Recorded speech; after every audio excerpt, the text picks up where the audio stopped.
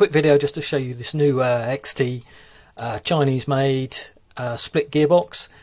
Now I've been using one for maybe 2 months now. It's been absolutely fine. I've stripped it down, built it back up, tried all sorts of different parts, tried some ZCI gears, tried some SHS gears, tried only been able to try it with one MOSFET at the moment, and I'll show you that in a little bit.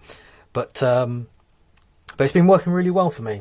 Working really well. I've not been pushing it. I haven't pushed it with any stupid crazy high speed boys build, so it's just been on a standard build and up to maybe an M140 spring. I think I tested it for.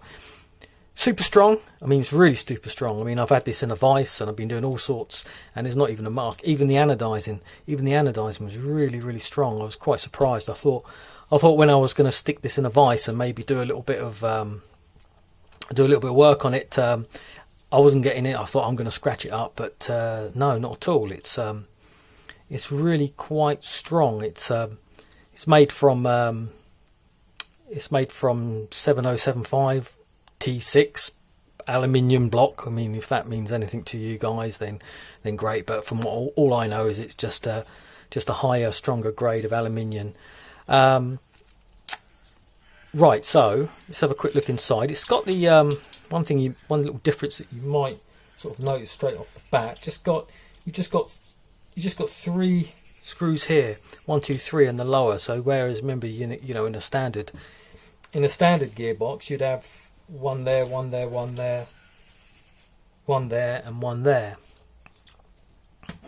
Okay, inside we've got the standard trigger unit here. That's always quite useful. I mean, you see there's, you know, some of them have the slightly different designs where that fits an old style micro switch, but no, in this one just a standard block trigger.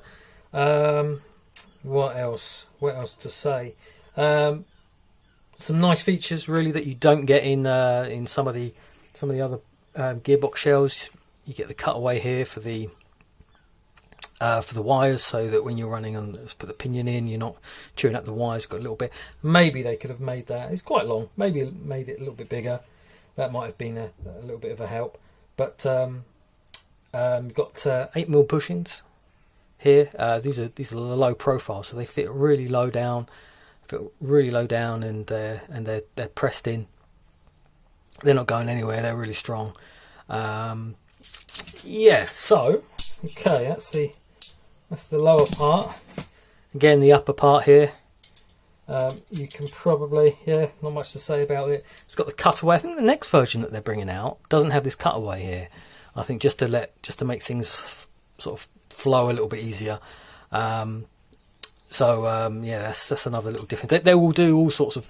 They're constantly improving some of their stuff, and I'm hoping that they'll just bring out a normal, fully CNC'd upper and lower. You know, a one piece outfit. It's been working really well. I've not come across any problems with it yet, and I've not had any reported problems with it yet. So with the pack you get a spring guide, a QD spring guide here. It's just a 2-lug, so it's not like the classic.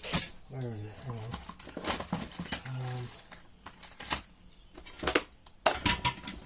I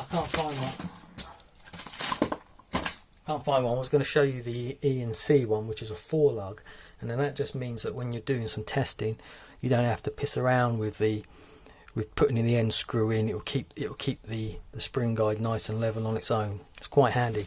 Again, they even give you a few extra screws as well, 2 extra top ones and 1 extra long one, which I thought was quite a nice touch, because you're always losing that odd spring and then wondering where the hell it's gone. So this is it, stuck in a little test rig of mine. This has got it's got a new brand new MOSFET in this that I'm just testing out at the moment. I'm quite impressed with it at the moment. Yeah, it's nothing. nothing unusual about it. It's just functions exactly as you'd expect.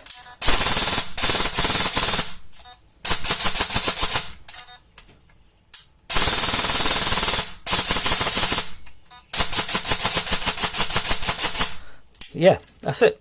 So do you, I mean, it's quite a high priced item, so if you're just doing a bog standard build, really, do you need it? No, you don't. You can buy something like the ZCI cheap cast gearbox shell for 30 quid, or if you can get hold of them, even better, you can get the ENC gearbox shell, which is same price. Doesn't come with quite as much, but they're really solid, and they're just proven. So, and they're best gearboxes. But if you're thinking, oh, I really fancy a split gearbox, and I really fancy to give it a try. I mean, when you start using one, and you sort of think, well, it's nice, you can, when you're doing the gears, you can look at the shimming a little bit better, and you can sort of like take it apart a lot easier and analyze it and stuff like that. Does it really save you a huge amount of time? No, it doesn't really. Generally, if you know what you're doing with the shimming anyway, you're not gonna run into that problem. Again, some people buy it to be able to convert their uppers and lowers, their upper really quickly, and just buy a set of these, and then you can just change it out really quickly. But then again, everyone's got QDs at the moment. So again, you don't need it. You don't really need it 100%. But it's like Airsoft. It's just one of those higher end toys that you're thinking, oh look, I really do fancy getting one of those. Just trying it out. Then go for it.